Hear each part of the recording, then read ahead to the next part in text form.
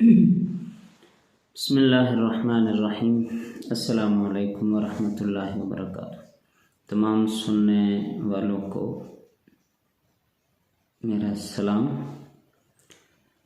تو ہم نے بات کی تھی کل یہاں تک کہ ایک تو بچوں کو پہلی تختی میں حروف کی ادائیگی کا طریقہ سمجھایا جائے، اور دوسری قسط میں بات ہوئی تھی ایک تو بچے کو وائٹ بورڈ کے پڑھانے کا جو طریقہ ہے، اور پھر ہر بچے کے اندر اتنی صلاحیت بیدار کرنا جس سے بچہ خود قرآن کریم کی کسی آیت کو اگر اس کو لکھ کے دی جائے بغیر زبر زیر پیش کے تو وہ علیحدہ علیحدہ حروف بتا سکے۔ ٹھیک ہے جی۔ اب ایک چیز اس میں آتی ہے کہ حروف تیسری تختی جو ہم نے آگے شروع کرنی ہے، جس میں الف لام میم را حا میم عین سین قاف، یہ ہیں حروف مقطعات۔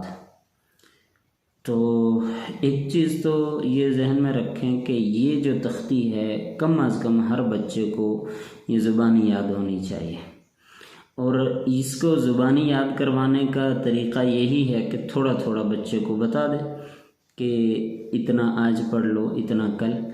اور اگر آپ سمجھتے ہیں کہ بچہ ذہین ہے، بچے باقی بھی ذہین ہیں، وہ ایک دن میں یاد کر سکتے ہیں، تو پھر اس کے لیے آپ پوری تختی ان کو بتا سکتے ہیں۔ اور اس میں بہتر طریقہ تو یہ ہے کہ ان کو یہ تختی آپ قاعدہ مکمل ہونے کے بعد پڑھائیں، اس لیے کہ یہ تختی بہت اہم ہے، اور اس کو ہم اگر ابھی پڑھا دیں گے تو بچوں کو یہ سمجھ نہیں آئے گی کہ مد کیا ہوتی ہے، اس کو کتنا لمبا کرنا ہے، اور جو کھڑی زبر ہے اس کو کیسے لمبا کرنا ہے، کتنا کرنا ہے، یہ بچوں کو ابھی سمجھ آنے والی چیز نہیں ہے۔ بہرحال میں بتا دیتا ہوں اس کو کیسے پڑھنا ہے، اور پھر اس میں فرق کتنا رکھنا ہے۔ دیکھیں کہ مد جو ہے اس کو 3 الف کے برابر لمبا کرنا ہے، ٹھیک ہے جی، اور جو کھڑی زبر ہوتی ہے اس کو 1 الف کے برابر لمبا کرنا ہے۔ تو میں نے دوسرا بھی بتانا ہے کہ اگر کسی بچے کی زبان میں لکنت ہے، وہ زبان صحیح نہیں پڑھ سکتا، الفاظ ادا نہیں کر سکتا زبان سے، تو اس کو کیسے یاد کروانا ہے اور اس کو کیسے سمجھانا ہے، کیسے پڑھانا ہے۔ تو پہلے یہ بات مکمل کر لیں کہ ہم نے جب اس بچے کو صرف ان کو یہ الفاظ یاد کروانے ہیں تاکہ بچہ اتنی لمبے سانس کی مشق بھی کرے۔ اس طرح ہم نے پڑھایا ہے، پہلا الف لام میم، ٹھیک ہے جی۔ پھر آگے ایک آتا ہے الف لام را، تو اس میں الف لام میم، ٹھیک ہے، اس میں دونوں جگہ پہ مد ہے، اس لیے دونوں کو برابر لمبا کرنا ہے۔ اور یہ جو الف لام میم را ہے، اس میں را کو تھوڑا لمبا کرنا ہے، اس لیے کہ یہاں پہ ایک مد ہے، ایک کھڑی زبر ہے۔ اب یہ دونوں چیزیں بچے کی سمجھ میں تو نہیں آئیں گی، لیکن صرف بچے کو ایک، اگر آپ چاہتے ہیں کہ آپ کا بچہ اب ایک دفعہ قاعدہ پڑھ چکا تھا کسی کے پاس، اب وہ صحیح کرنا چاہے تو اس کو آپ اس انداز میں صحیح کروا سکتے ہیں، اور اس کو ایک حد تک لمبا پڑھانا ہے۔ اس طرح الف لام میم، تو اس کو ایسے انداز میں پڑھنا ہے کہ بچے کو بھی سمجھ آئے، اور بچہ جب پوری تختی کو سمجھ جائے گا تو اس کو سمجھنے کی جو حد ہے وہ وہی ہے جو میں نے پہلے بتائی کہ بچے کو جب تک آپ پورا قاعدہ نہیں پڑھائیں گے اس وقت تک اس تختی کو سمجھانا بڑا مشکل ہے۔ اس لیے اکثر ہم یہ کرتے ہیں کہ جو بچہ قاعدے والا ہو تو اس کو یہ تختی سب سے آخر میں پڑھاتے ہیں اور اس کو زبانی یاد کرواتے ہیں، ٹھیک ہے جی۔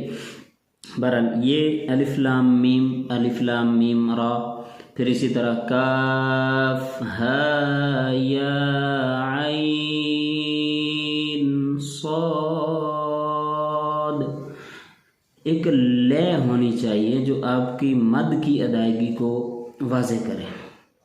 سر الف لام میم، اس انداز میں آپ جب بچے کو پڑھائیں گے تو انشاءاللہ بچہ خوشی سے زبانی بھی یاد کرے گا. اب دوسری بات کی طرف آتے ہیں کہ کسی بچے کو اگر آپ یہ سمجھتے ہیں کہ وہ بچہ اس کی زبان میں لکنت ہے، وہ صحیح پڑھ نہیں سکتا، ادائیگی صحیح نہیں کر سکتا، اس کو آپ نے کیسے پڑھانا ہے؟ اس کا بڑا آسان طریقہ جو بڑے علماء نے اور کئی کتابوں میں یہ طریقہ لکھا بھی ہے، اور اس کو آپ اگر آزمائیں تو انشاءاللہ آپ کو بہت فائدہ ہوگا. اور اگر آپ کا بچہ گھر میں ہے، مثال کے طور پہ والدہ کے پاس پڑھ رہا ہے، تو والدہ بھی آپ ہماری اس ویڈیو سے آپ خود استفادہ کر سکتے ہیں، اپنا قرآن بھی صحیح کر سکتے ہیں. اگر لکنت ہے تو وہ کیا ہوگا کہ بچہ لفظ صحیح ادا نہیں کر سکتا، جس طرح عین یا طا یا پھر کاف قاف، اس میں فرق کرنا بچے کے لیے ذرا مشکل ہو جاتی ہے. اور ثا صاد سین، یہ ان حروف کی ادائیگی میں بچے کو بڑی مشکل پیش آتی ہے. لیکن یہ ذہن میں رکھے کہ کسی بھی حرف کی اگر ادائیگی ٹھیک نہیں ہو رہی تو یہ بہت بڑی غلطی ہے. اس کو لحن جلی کہا جاتا ہے. اس کا یعنی گناہ جو ہے وہ بہت سخت ہے، اور اس کو حتی الامکان مثلا ثا سین صاد یہ تین ہیں، ان کو اگر ہر ایک کو سین ہی پڑھ رہا ہے بچہ، سا یا صاد، تو یہ بھی درست نہیں ہے.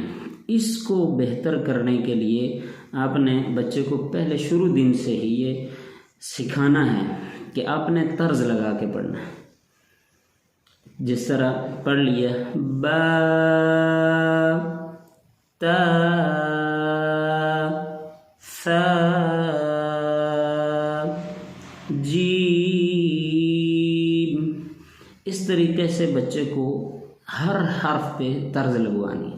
اور یہ ایسا نسخہ ہے جو بہت سے علماء نے بتایا کہ جس بچے کی زبان میں لکنت ہو، اگر وہ حفظ میں پہنچ چکا ہے، ابھی بھی اس میں کہیں نہ کہیں لکنت باقی ہے اور وہ اس کو درست کرنا چاہتا ہے، ٹھیک ہے جی. آج کل یہ بھی بڑا عجیب معاملہ ہے کہ والدین کہتے ہیں جی جیسے پڑھ رہا ہے پڑھنے دیں. بھائی قرآن کو صحیح پڑھانا اور صحیح پڑھنا، جو حدیث ہے خیرکم من تعلم القرآن وعلمہ، کہ تم میں سے بہترین شخص وہی ہے جو قرآن کو صحیح پڑھے اور پڑھائے. وہ ان لوگوں کے لیے ہے کہ جو قرآن کو درست انداز میں پڑھا رہے. قرآن کو صحیح پڑھنے والوں کے بارے میں ہے. فالتو جو یعنی دیہاتی طرز پہ یا پھر قرآن پاک کو ایک عجیب سے انداز میں پڑھنا، یہ بہت زبردست یہ گناہ کا کام ہے. اس کو موت تک صحیح کرنے کا وقت آپ کے پاس موجود ہے.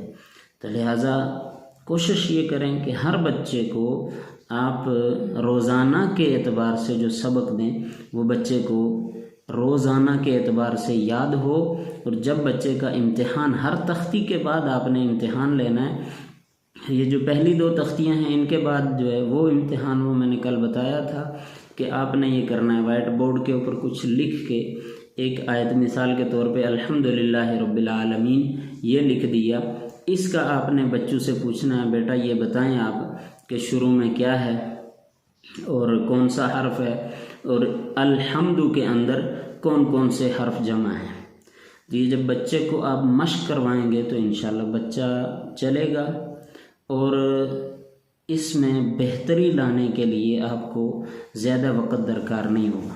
اللہ سے دعا ہے اللہ ہم سب کو قرآن پاک صحیح معنوں میں پڑھنے اور سمجھ کر پڑھنے کی توفیق عطا فرمائے. السلام علیکم.